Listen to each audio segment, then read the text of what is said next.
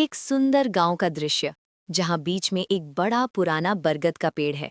पेड़ के नीचे दो किसान माधव और श्रीधर एक छोटी सी जमीन की लकीर को लेकर जोर जोर से झगड़ रहे हैं।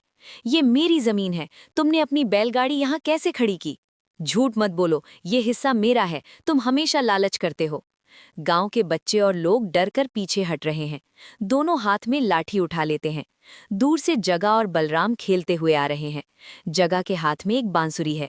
वो रुककर झगड़ा देखते हैं। जगा, देख रहे हो, इंसान छोटी छोटी बातों पर कैसे लड़ते हैं? क्या इन्हें शांति पसंद नहीं? जगा मुस्कुराते हैं और उनके बीच में एक छोटी सी गेंद बॉल फेंक देते हैं। जगा उन दोनों किसानों के बीच जाकर खड़े हो जाते हैं। अरे काका, आप दोनों इतने ताकतवर हैं, क्या आप मेरी एक मदद करेंगे?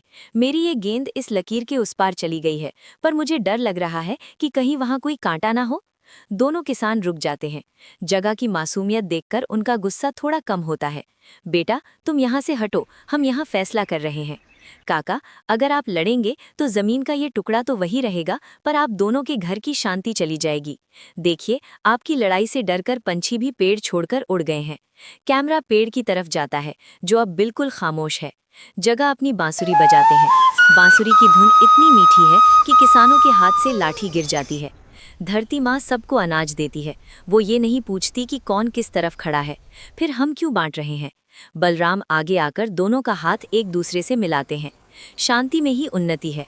मिलकर रहोगे तो खेत भी हरा भरा रहेगा और मन भी। माधव और श्रीधर को अपनी गलती का एहसास होता है। वो एक दूसरे से माफी मांगते हैं और तय करते हैं कि वो मिलकर उस जमीन पर एक फूलों का बगीचा लगाएंगे। जगा और बलराम मंदिर की तरफ बढ़ते हैं। गांव में फिर से चहल पहल शुरू हो जाती है। दोस्तों, गुस्सा करना आसान है, पर शांति बनाए रखना ही असली वीरता है। प्रेम से रहिए, क्योंकि